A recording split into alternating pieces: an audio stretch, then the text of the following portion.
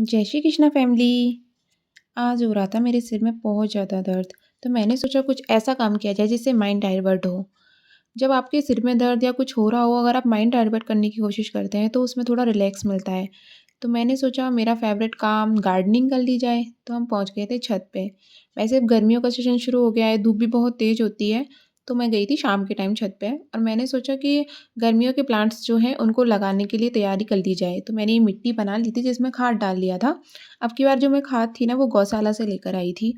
अब इसमें मिट्टी में मैंने खाद को ऑलरेडी मिला लिया था। उसके बाद में ये छोटे-छोटे जो पॉट्स हैं इनमें मिट्टी डाल रही थी, जिससे इसमें गर्मियों की जो भी वेजिटेबल्स हैं ना उनकी शीड्स डाल दी जाए।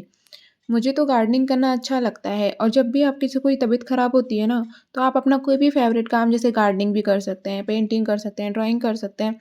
तो जैसे अपना माइंड डाइवर्ट होता है ना, तो उस चीज़ में काफ़ी रिलैक्स मिलता है।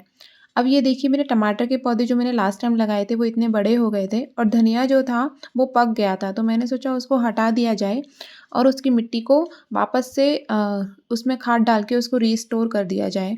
तो हम वापस इसको मिट्टी को लेके और एक बाल्टी थी जिसकी में भी मिट्टी थी, जिसका प्लांट था वो भी ख़त्म हो गया था। तो मैंने सोचा उसकी मिट्टी को वापस निकाल के और उसमें वापस से खाद डाल के उसको वापस से तैयार कर लिया जाए। अब इसमें मैंने उसको निकाल लिया था दोनों को खाली करके मैं इनकी मिट्टी को वापस से एक बार तैयार कर रही थी दोबारा प्लांटिंग के लिए। मैंने प्लांटर तैयार कर लिए थे, आप लोग देख सकते हैं। अब मैं क्या कर रही थी, प्लांटर को भर रही थी, उसमें भरने से पहले मैंने उसमें क्या किया था, सूखे पत्ते डाल दिए थे। सूखे पत्ते डालने से क्या होता है कि मिट्टी स्पेस भी कम लेती है और जो सूखे पत्ते होते हैं वो कुछ टाइम बाद खाद बन जाते हैं, जो कि प्लांट्स के लिए काफ़ी अच्छे रहते हैं। इस प्रकार मैंने अपना बड़ा वाला प्लांटर भर लिया था और ये बाल्टी में भी मिट्टी को भर रही थी मैं वापस रिस्टोर करने के लिए। और जो बची हुई मिट्टी थी उसको भी मैं एक बड़े प्लांटर में भर के रख रही थी, जिससे क्या हो मुझे नेक्स्ट टाइम कोई प्लांट लगाना हो तो मुझे उसमें वापस से ये सारी मेहनत ना करनी पड़े।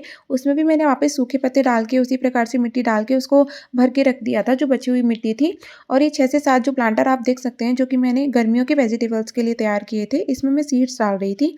सीड्स डालने के लिए क्या होता है, जितनी मोटी सीड्स होती है ना उसको उतनी ही गहराई पर डाला जाता है और जितनी पतली छोटी सीड्स होती है उसको ऊँचाई पे डाला जाता है।